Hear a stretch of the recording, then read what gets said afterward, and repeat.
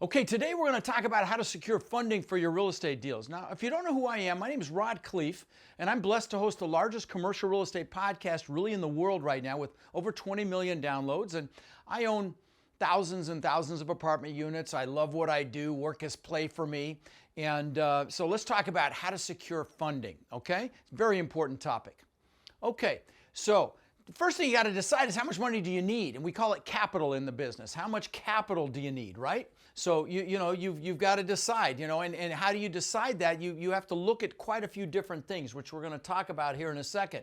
But a lot of people, newbies particularly, underestimate this, and you can't. You've got to make sure you've got enough money for all the different pieces in what's called the capital stack, which is the financing, the equity you put in the deal, and that has to include closing costs and a number of other things we'll talk about here in a second. How do you assess your capital requirements? So you've got to define and identify the needs that you're going to have, and it includes calculating all the necessary funds for a bunch of different things. And those things are what? Closing costs. They're property improvements, which we call CapEx, capital expenditures, and then operating reserves. And I can tell you, again, a lot of people underestimate particularly the CapEx piece.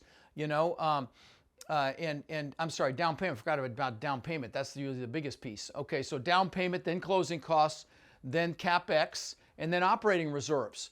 And so I can tell you for us, we're very conservative, and we always put aside 6 months of expenses for operating reserves, just in case the you-know-what hits the fan. So we've got a cushion. That's how we are able to sleep at night. Now, the down payment is obviously the difference between the purchase price and the debt. Okay, and then closing costs typically around 3 to 5% of the deal. Those closing costs will include your acquisition fee and all sorts of other things as well. And then the CapEx, like I said, people have to carefully estimate what that's going to be. And then, I've got students, I've got my warriors, my coaching students, and this is the one I hammer into them to make sure they've got contractors giving them a really clear idea, multiple bids on what that could be. And then, and a lot of operators are very loosey-goosey with the operating reserves, which is why a lot of them are in trouble right now. There's going to be some incredible opportunity because people don't have the cash. They didn't do what I do, which is have extra money in the bank just in case, right?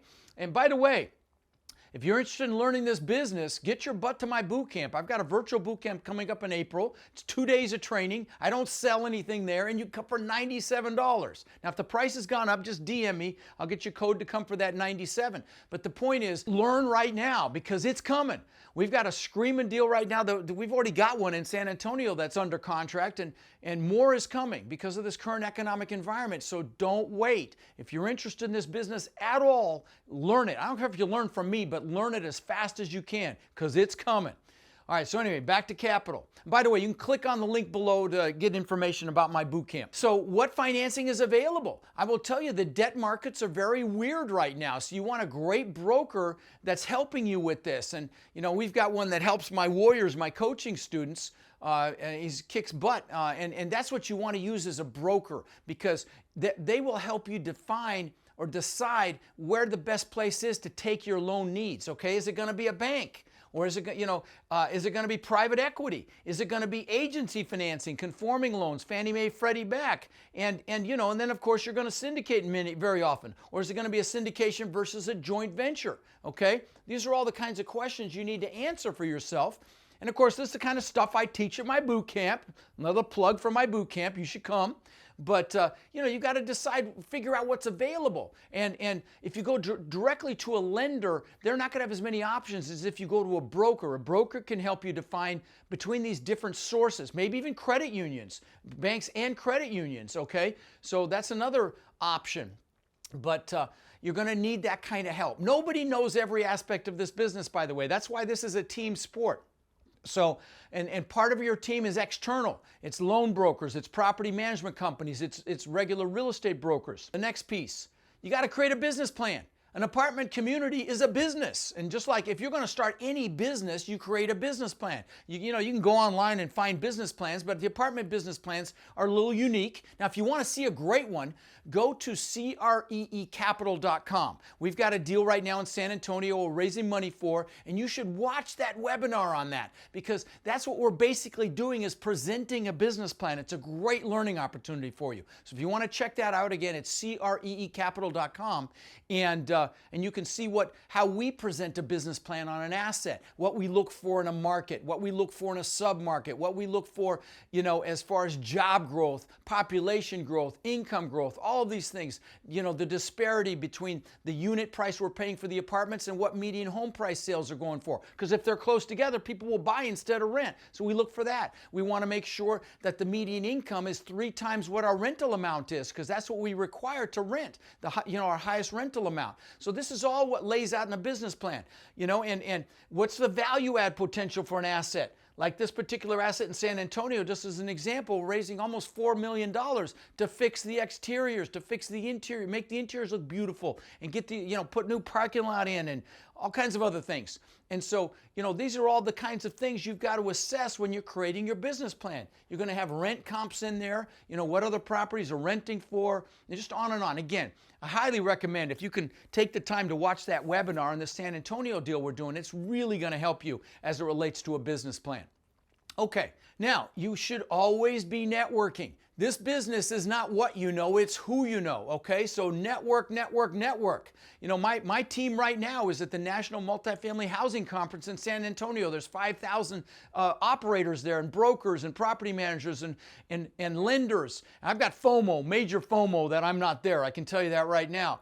But you want to be building connections with potential investors, of course, other syndicators, real estate brokers and other industry professionals like lenders, like property management companies. They're almost all there. I'm going to tell you, I have a mentorship program they call my Warriors. And when I get a new warrior into my program, the one thing I always tell them when I greet them is, hey, it is more important for you to go and meet other warriors and learn and network with other warriors than it is to even learn the business. I know that sounds crazy, but this business is who you know more importantly than what you know. And by the way, my warriors now own upwards of about 190,000 units that we know of, and I've only been teaching for 6 years, something I'm super proud of. And if you want to check it out, to apply, you text the word CRUSH to 72345, or there'll be a link below again as well, but you can text CRUSH to 72345 and get on our calendar, and then you and I will be speaking at some point.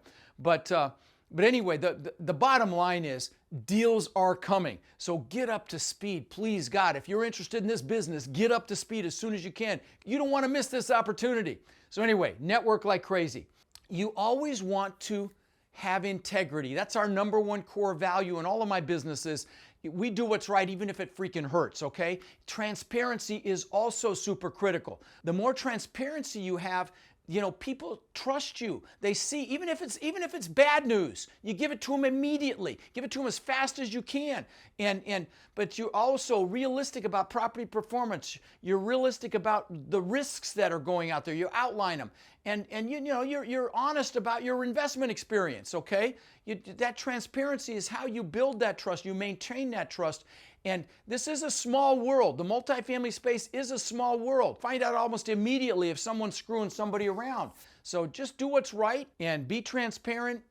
Success is inevitable. I hope that was helpful to you. Again, if you want more information, go to rodslinks.com. There's a bunch of free books there. My bootcamp site is there. You should listen to my podcast or watch my podcast. That'll really help you get up to speed. And that link is there as well. And again, if you can watch that webinar presentation on that deal we've got in San Antonio right now, that'll also really help you. Go get them. We'll see you on the inside.